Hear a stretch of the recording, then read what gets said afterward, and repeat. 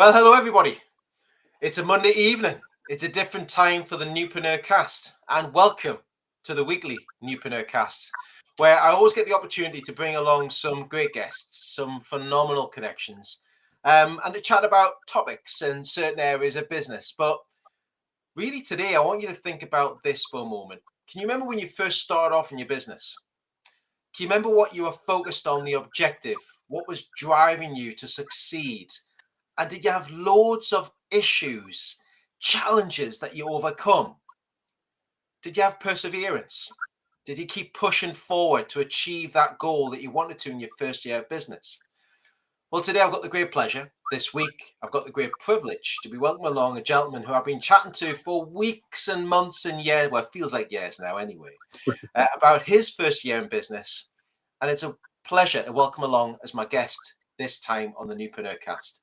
Can you please welcome with me Mr. Andy McCardle of Utility Warehouse. Andy, how are you? I'm not bad, sir. Thanks for the nice welcome. I appreciate that.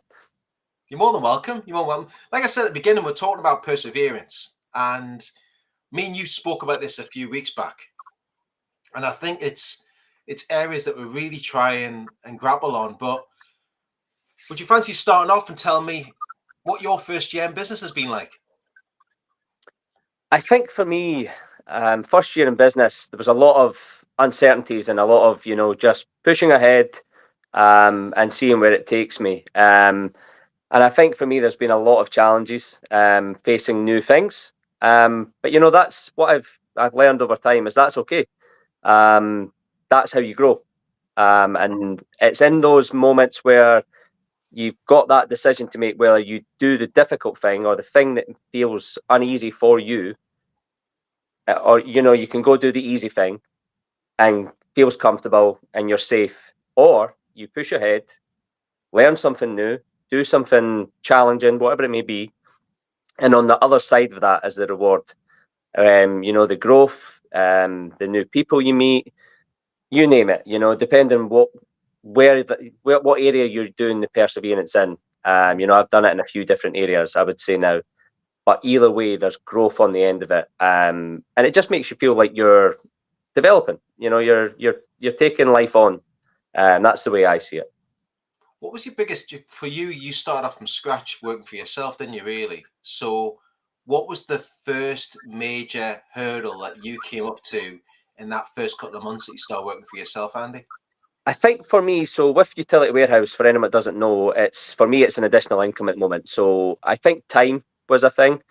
I'm doing a full-time job, family life, your own personal enjoyments, going to the gym, running's a thing for me as well. Trying to fit it all in. And I think that was the challenge, trying to juggle that, because that was very new to me.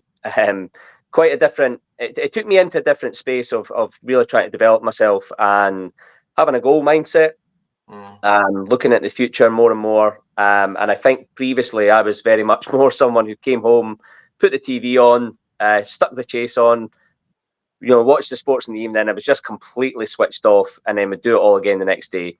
No goal mindset, nothing at all. And for me, Utility Warehouse really took me down that path of what do you want in life? Is it worth investing your time after you've already worked the full-time job? And the more and more I was getting, involved in Utility Warehouse and involved in that sort of mindset of looking ahead. For me, it was worth investing that time, and I was then choosing to spend my time like that. It wasn't like, oh God, I've got to do this tonight. It was me investing that time. But initially, that was the challenge. How do I? For me, Utility Warehouse is something that I'm trying to build to give me that time back.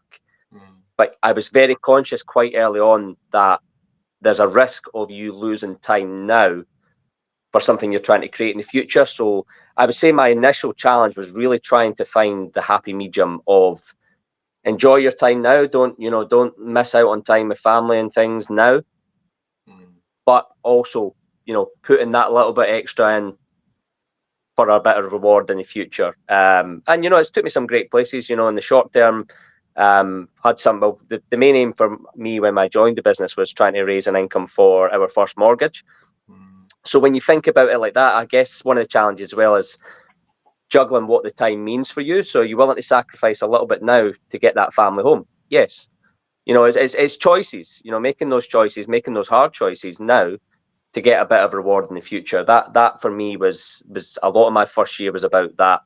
And then also realizing for me that I needed to do some things that I wasn't used to. And for me, which is how we've ended up meeting, interesting enough, is networking. Because I remember back to school, the worst thing I could have thought of was doing an English talk, standing up in front of people, and, you know, I hated it. So, you know, networking now, you were there when I recently did my Edinburgh member spotlight, and I just felt okay, you know, and that for me is a big, you know, then comes one thing, but see, getting to a point where you're confident and feeling good about doing a talk when you didn't used to, that's growth, that's personal development, and that makes you feel at ease, it makes you feel in a good place, knowing that you can now do something that you didn't do. So for me, that was a big thing that I needed to, you know, I needed to say, do you want to really make a success of this business?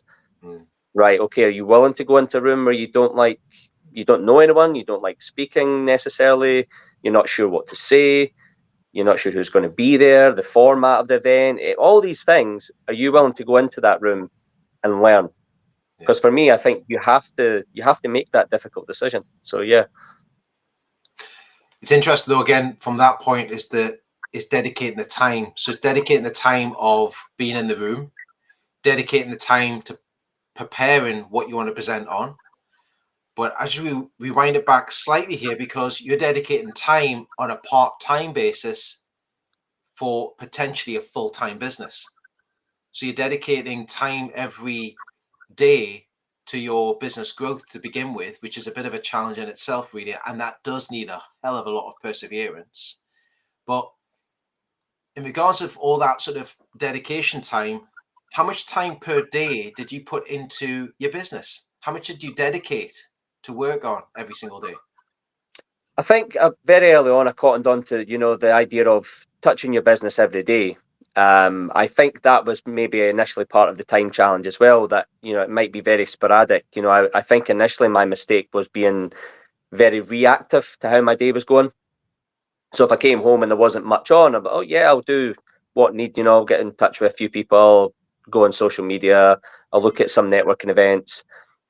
And then as things have moved on, I think I realized that part of the investment and what I want to achieve is in planning, not being reactive, you know, looking ahead. I spoke to you recently about your events, about that I'll sit, you know, a month or two before now and say, right, you know, I'm serious about building relationships with this network group. I really value the network group that you're building. So I invested time ahead looking at the events. Am I available for events? When can I fit in these events? Am I off? Can I travel to the events? You know, and that investment's allowed me to meet more of the group. I've been to all the events, you know, from Aberdeen, Dumfries to the local in Edinburgh. So, you know, I think that's something I would have missed out on in the past because I was just reacting. So some days I wouldn't do anything. Other days I could fit in 2-3 hours. I always remember back to a conversation I had with a life coach previously, which is always good to speak to. And I remember one day I mentioned the fact that, you know, she just basically asked how my week had went, and I referred that, I was meant to go to the gym, and someone had booked a UW call with me. And, you know, she says, well, how were they able to book it? And it was just that realization moment that at that point, you know, I just had so much to learn about fitting things into life, and a lot of it comes down to planning. So now, you know, I'm a lot more consistent, you know, do a couple hours in the morning relating to me and my business and my development, and then I'll invest times in the evening. But I also have shut off periods as well. You know, I'll have times where family stuff's booked in. You know, Saturday predominantly for me, after, if I'm, you know, I've got my full-time work sometimes on a Saturday, but predominantly the evening is spent with family. I won't take to social media. I think it's important to have those switch off periods as well, so that when you are putting energy into your business or anything, you're putting good energy. You're not. My mistake initially was mixing it all together, and that's what allowed, for instance, someone to book when I was supposed to be going to the gym, whereas now, I structure my life in a way that allows me to do all the things and not miss out. So it's difficult, but the more planning and time you give to balancing it, the better, and it allows you to feel happier as well. You mentioned that as well. It's getting the balance right. I've looked at that all this year, Andy, and it's getting the balance between personal and business time. And we've all made that mistake, is that we let it overtake us. And let's put it on the table here. It's like you get to the end of the day and you go, I'll just do an extra hour. I'll do an extra half an hour here, and it drifts into a 7 o'clock and 8 o'clock at night. And then you're trying to switch over the weekend and you're trying to do stuff on the weekend. But sometimes less is more. And dedicating time to have that bridge of going, and I'm disciplined on this now throughout the last few months, and it's a challenge to do that. I mean, the biggest thing we're talking about here tonight so far is time. The biggest commodity we've got is business, or is people, is time on our hands. That's the most wealthiest commodity that we've got around us right now.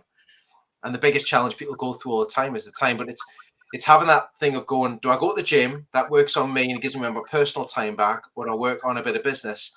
Or could I rearrange that meeting to tomorrow and still go to the gym? Or do I need to do the meeting now? Can I move that to tomorrow and I've got time with the family tonight? You've got to make a decision on that. And that's usually a challenge. It's quite hard to do that. But I think that was something. Yeah, that was something. So one of the things I looked at was I had a change in my full-time job where we started later and finished later. Yeah. And initially, and this is, I actually reflected quite well on myself for this, something I wouldn't have done in the past. So I started sort of actually reacting negatively because that was really eating into my late afternoon, evening, and everything felt very compact. And I went through a period of feeling slightly stressed time-wise because I was almost trying to fit in my gym and running goals and my business goals and spend time with family. 3 things that I was really trying to focus on, all in the evening after a busy day at work. Wow. But when I actually spent a time at the weekend reflecting on everything and actually took a bit of ownership, and that would be one of the biggest things I would recommend to people before you go blaming everything else that's happening. Have a look at what you can control, because what I realized was, because I was starting later in my job, my full-time job, I actually could go to the gym in the morning. Yeah. Now, it might not appeal to a lot of people, I'll admit that. Maybe as getting into the nicer months now, brighter mornings and things like that, it's not as bad. But I realised that if I do that, that's one thing in the evening. Now I'm down to family and business, and I can fit those in quite well. And some nights I'll just do family. Some nights I'll put a bit extra time into. So I realised that, instead of hitting the panic button and looking at other jobs, which is where I was starting, my mindset was starting to go, I realised there was something I could do about it. And that's actually been a pattern now for about 4 or 5 months, where it's really helped me in terms of I don't feel clustered in the evening. And I actually really love that start to my day as well. I've been to the gym or I've been for a morning run, and you already feel like you've ticked off a giant goal right in the morning. And it's just made such a difference. But I think the biggest thing I took away from that was it was something that I'd learned sort of because of my first year in business. I think I realized how much I had to start to take ownership of my time. Like I referred to the one where the gym session had been locked off because someone booked a call, which shouldn't have been allowed. I realized from that sort of learning experience that, I could take ownership of my own time. And it felt good, not blaming others, not having an excuse, taking away a lot of stress. That is one of the biggest things I would recommend to people. Have a look, and I'm not saying it's always, something you can do, but best practice you can have a look and see, can I fix something, before I go changing my situation and moving goalposts? Can I do something differently? Is there something that I'm preventing myself from doing that would fix this? Because it made a massive difference to me. I think it's also reflecting. I mean, it's something again I've done is reflected upon the time that I'm using in my business, especially my early days. I would actually agree with you. In my first year business, I had a sort of a hybrid offering. I was doing a role with the FSB at the time as a membership advisor, and then Vital, I was just going behind the scenes. And then in my first proper year of 2018, I had a business consultancy arm to my business. So I was doing maybe 3 to 4 days a month for a travel company. and then plus I was running Revitalize at the same time, and you try to give that difference to it, what area gets dedicated to the most, or you try and split it down the middle. But like you're saying, trying to fit 3 things on an evening, that's a lot going on mentally wise and physically wise, and your body will just go at a time and just switch it off from And you there. want to give quality into each thing you're doing as well. So I mean, I think that was something I was conscious of that was suffering as well. When you're trying to cram, what I found I was doing was going to the gym Yeah, and trying to maybe do something relating to my business before I went, in the car park. you're And rushing you're it. like, are you giving? And then also late at night, I felt quite fatigued. So my effort in the gym, even just to get there, was quite a challenge. So I realized for me, I actually wasn't really keen on going in the evening. I was quite fatigued at that point. So Mhm. my effort and quality and energy going into the business was poor. And so was my health work, my gym work and stuff. It wasn't as good because I just wasn't in the right place. Where I noticed when I wake up in the morning, I could put a lot of good energy into my gym work or like a running session. Yeah. And in the evening, I would allocate a couple hours time, refresh, have dinner with family, Mhm. and then I could almost excuse myself and then go do a couple of hours of my business Yeah. because I felt like, well, I just sat and really refreshed with family, had dinner together.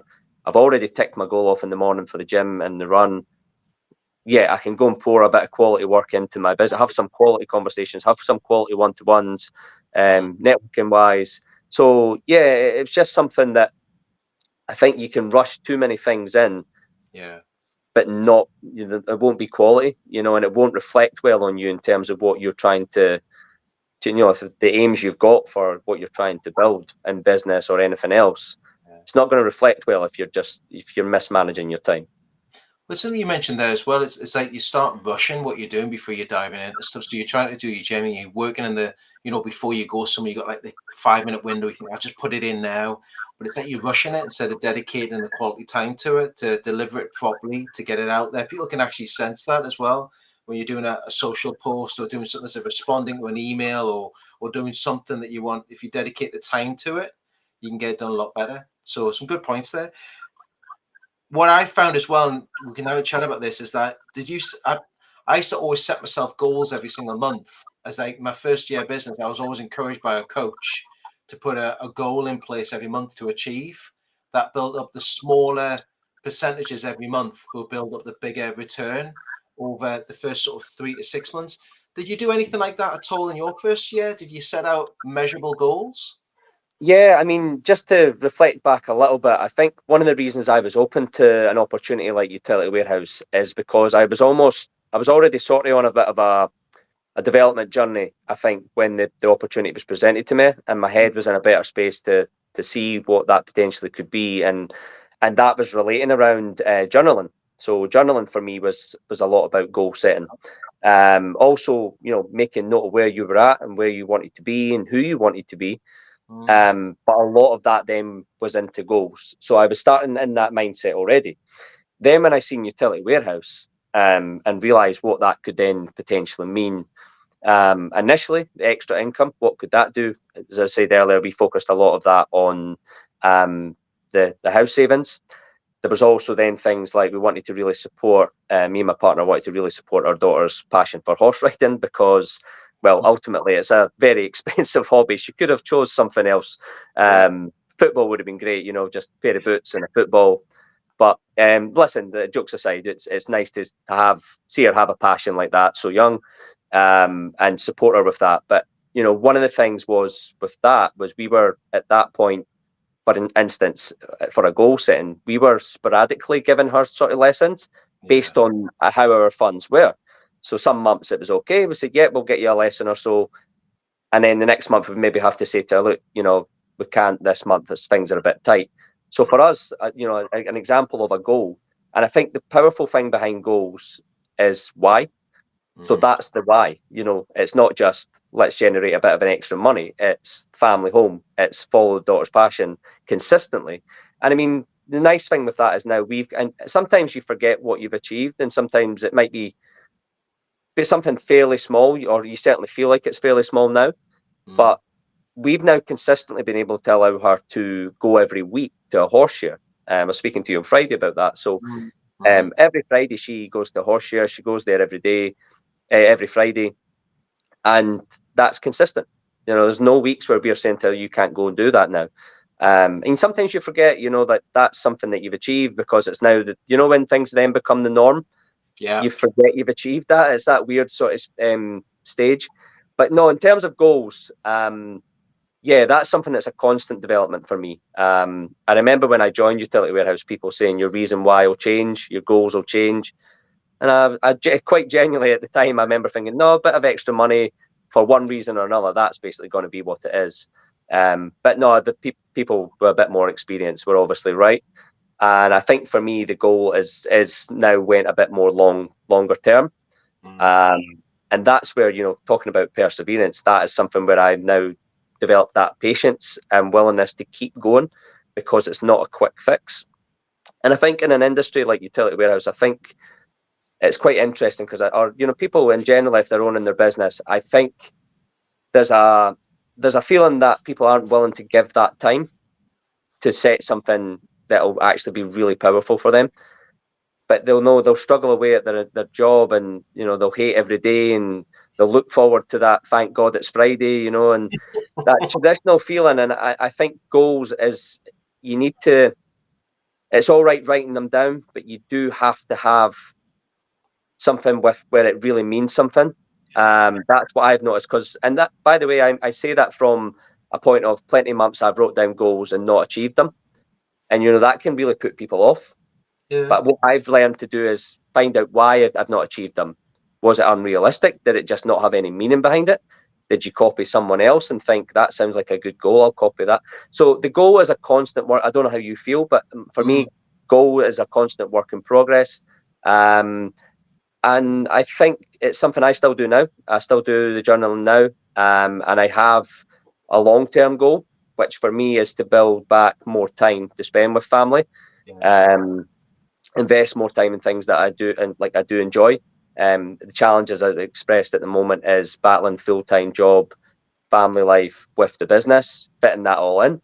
I've explained some ways where I've managed to find some systems that work, but I've obviously committed myself to do that because I feel like in the future this business is going to give me time back with those people that I want to spend with.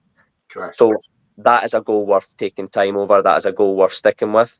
But I also have short-term goals as well. You know, and sometimes it varies. You know, like last week because it was Easter holidays and I was off. A lot of it was centered around just actually making the most of family time. It wasn't about doing 100 calls or it just wasn't. It was, and that's something that's okay as well. I always center my three goals around family, um, health, fitness, and the business. And I think as long as I'm always pushing in the right direction and reviewing them, I think it'd be interesting to hear your take on reviewing your goals. That's something I think is quite an interesting thing as well, because it's easy to beat yourself up when you don't achieve them, but a lot of times you find you've at least took you've learned something, or you've took a little step in the right direction, but you need to review it and find out why you've not actually achieved it to allow you to achieve it the following week or the following month. I'm the same way, Andy. It's like, I set myself a goal. I'll try something different. I'll try and adapt. Let's say for business, for example, I'll put something out there, and I'm not guaranteed 100% it's gonna work every time. I don't look at it as a failure. I just think I give it a go. I give it my best. It didn't transpire, but what could I have done differently? Okay, put that on the back burner. I'll try something else. I'll always adapt to the environments that I've got. And it's sort of like, sometimes you'll hit maybe 50% of the goal you want to achieve. And then other times you hit the 100%, you'll hit it dead on the mark. It'll go perfect, it's run really well. But setting itself out measurable goals every single month for 12 months that you can achieve and hit keeps you consistently, you used that word before, consistently being able to achieve something. It keeps that momentum going, I think is really important. So having those measurable goals that you can actually hit quite regularly, I think is really important. And I do enjoy hearing what you've just said there about the journaling every day. I think many people don't take stock about what they've done to achieve their sort of short-term goals, their long-term goals. Are they on track to hit it for their first sort of month, 3 months, 6 months, 12 months? You know, have they got a yearly goal they want to achieve? Have they got a monthly goal or a weekly goal? You know, you want to achieve something every single week. I think the journaling part is really important. Another thing I do agree with you, and I think everybody should embrace this, is celebrating the successes when you've achieved them, like giving yourself something for you or the family. And I don't think as business owners we do that too often. And I think there's many people there that don't treat themselves to something and actually give themselves a pat on the back when they've actually done it. Yeah, I think if you've got a big, powerful reason why behind the goal, Yeah. for me, just to actually, this is something I've actually more thought of in more recent terms. So my next promotion in the business, what I had set, I did a training thing that was focused on this, and it was focused on that. You know, actually, as part of your goal, what are you going to do when you achieve that goal? And I thought, well, I do my business predominantly for that time with family. So my plan is to have a day, you know, whether it be a dinner or a day out or whatever, with family. Mm-hmm. Because, but you're right. I think a lot of people just get that goal and then just go straight into, right, I need to go get something else. Next Now, one. I think that's important to do, but it is important to take stock of. And I mean, I was guilty in the past. I remember there was one week, just random week. For some reason, my mindset, we're quite bad for, and as people, I think we can be quite negative on ourselves. You know, we're always nicer to other people than ourselves. And I don't know why. Sunday's normally my reflection day in the journal. I reflect on my week quite consistently. And I remember just thinking, I've not had a good week this week. And then I was doing my reflection day and I was like, yeah, you have. You know, there was so many positive things, and I don't know why. But if I hadn't done that reflection, my mindset was in a bad place. Mm-hmm. I've not done this, I've not done that. But I reflected that, you know, I'd done a lot of positive things. And it was nice to actually realize that. So I think the reflection and taking stock of achievements is a big thing. And if you're not looking at things consistently enough, you probably won't be doing that. You'll just No. be in autopilot trying to do the next thing all the time. But it's funny you talk about, like, you know, I set myself a little goal personally to hit, and talking about that there, and we've drifted into goals, but it is one of the biggest challenges, and it's that first year.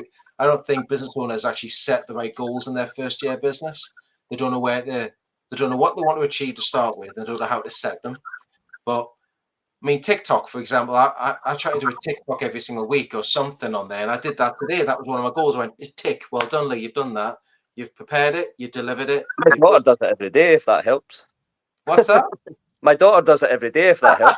Well, she's probably better than I am, in It's fairness, not a but goal, though. It's not a goal.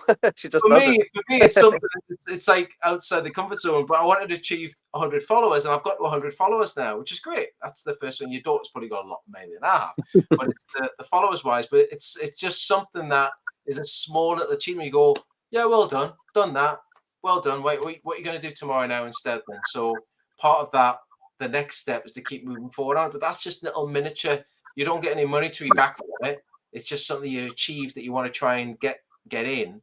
But I agree. Those little pats on the back and those little celebrate. I think it's lovely that you identify something for you and the family, not just for yourself. It's for everybody who's involved in that one. And I think we need to do more of that. And I think that, again, keeping the focus and the drive and the determination to succeed, that's the hardest part in any first year. And having those goals, I think, keeps us on track to achieve them. Yeah, I think for me, another advice I got actually through running coach when I was training for the Edinburgh Marathon last year. Yeah. And actually just through talking with you now about this is something I've not actually done personally myself for this, but when I was doing the marathon goals, I had a gold, silver, and bronze target. So bronze was just, you know, completing the damn thing. But that in itself was an amazing achievement because I'd never done a marathon before. And then there was time goals related with silver and gold. But I'm just thinking that now when we're on the subject, you know, that's something that you could probably take into other aspects of life as well, where you almost have, you know, almost a goal where you're sort of like, this is the bare minimum. And I'd be very, very proud of myself if I'd done it. Yeah. But here's some bigger goals that I'd love to get to for, and you know, the impact that would have. That's something that was really good for me during the marathon. And I thought something definitely you could take into business as well. Oh, I think that should definitely still look at. That definitely should be. It definitely should be something you put in place. I mean, I'm doing the Kill Walk this year, and that's on the 27th, and I've done it. This is probably the fourth year I've done it on. But again, I'm looking forward to doing that this year again. It's always an achievement, a goal to maybe.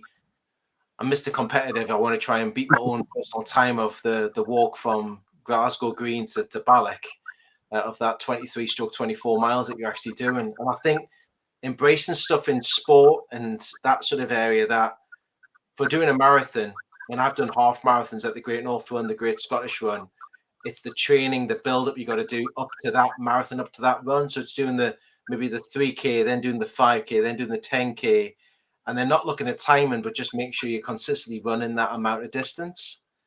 And then you can start improving on your time after that. But it's little increment, little, little sort of segments of training that you do to build up to that major achievement you want to get to. I think it's something we can embrace in business and in personal. I think sporting goals definitely are something that you could reflect into things like business. Yeah, definitely, and I think time, reflecting on time as well. The time that you have to invest into being ready for a marathon or a half marathon. You do have to invest that time in the gym, the time on the training runs, and almost, talking about, reflecting on the success that you have. It's almost the reflection on when you complete the race, or you get to the race day in condition to do it. It's actually the time and the work that you've put in beforehand. It's actually on the day that you enjoy it. And it's almost like reflective in business, those days where you've worked on, like for me, it's been a lot about trying to work on mentoring and leadership skills, and being in a place to help other people. Yeah. That'll just reflect in when you gradually start picking up the success and work with more people in the business. But the hard work and the actual time investment's been in the development, and and the training, an example more in the sport, and but it's very reflective. And I think it's good to have that sort of physical experience, but you can certainly take a lot of the methods of it into business, and a lot of it is in what you do before, and then enjoying the day, the sort of achievement period. Yeah. And actually really, praising yourself for achieving that final goal from all the work that you've put in. No, I totally agree with that. I think you can relate to anything in sport. I mean, I came from a rugby background. I enjoyed that till I was quite young anyway. But you can embrace anything, that the training routines and everything in segments of build-ups and the way you want to achieve to. You can actually segment that out into any sort of business model you look at, really. And that's why a lot of people now look at monthly or sort of weekly, daily, or daily, weekly, monthly, quarterly, 6 month, and then yearly sort of goals that set themselves up the ladder to achieve. You've just got to stick to keep doing it, and that's what we spoke about all throughout today. Is that perseverance, and I believe there's many don't set the correct goals they want to achieve in their first year business. I think it's a really important part to have, is set yourself up the right stall that you want to achieve in your first year business. And I think that's great that we've just chatted about that today, really, Andy. Thank you. Not a problem. Not a problem. No problems. How can everybody get in touch with you? So if they want to find out more about yourself today and they want to reach out to you and have a further conversation with you, Andy, what's the best way of getting in touch with you? If you're on LinkedIn, I'm on there. Facebook, Instagram, any of the sort of social media platforms. Revitalize, I'd love a shout out for Revitalize, Lee's networking event. I go to, as you heard, I went to the Dumfries, the Aberdeen. Those events are good, and the online ones as well. I'll generally be supportive and being on those calls as well. So yeah, you'll catch me in those events. But yeah, no, you can look me up on most of the social medias. I'm there. You search me, you'll find my own business website as well. My daughter told me I was on Google recently, so I'm on Google. If you search my name, so yeah, I don't know why she was searching me on Google, but that's a different question. But she found me. She told me her and her friends found me on social media, on Google. So yeah, I'm on there as well. Well, if any of our Edinburgh contacts are watching this today, please come along and join us, because Andy's going to be at our next local branch, which is going to be at Costofen Dynamo Football Club, just on Glasgow Road in Edinburgh on the 22nd of April. I'm looking forward to seeing Andy and all the team there down there from 10 o'clock to 12 o'clock. So massive shout out to Andy for mentioning the sort of RBC locals that we run across Scotland as well. I don't normally do self-promotion on this, but Andy will be there and he's taking a part in it as well. And he very handily gave me the great introduction to the team at Costofen Dynamo FC as well for organising that on April the 22nd. I'm really looking forward to popping across and seeing everybody. So anybody's watching from Edinburgh, come along and join us and join in the conversations at the RBC local Edinburgh branch on that day as well. But I highly recommend, if you're watching this or listening back to this now and you haven't connected with Andy just yet, click on LinkedIn, search for Andy McCardle, get connected. And the biggest thing you can actually do in anything in networking, any time in your first year of business, or if you're a well-established business owner, is just start talking. It's just to have conversations with one another, because you never know what opportunity you're going to discover in the conversations that you're going to have consistently with building great relationships up. So, Andy, thank you so much for joining me today. Thanks, Lee. I really appreciate it. Thank you. We eventually got there with technical issues, but we eventually got there anyway, didn't we? So it's all good. Perseverance. That's the name of the game. Perseverance. Thanks for watching, everybody. Stay tuned. If you haven't followed the YouTube channel yet, click on it, subscribe to the YouTube channel, follow me and Andy on LinkedIn or connect with us on LinkedIn. We've got many more Newpreneur Cast interviews coming up over the next few weeks. We're going to take a break at the end of this week because of the Easter weekend. We'll be back up and running next week with a new date and a time as well. So keep an eye out on our YouTube and our LinkedIn pages as well. Have a great rest of the week. And as always, from me and Andy, keep connecting, everybody. Take care.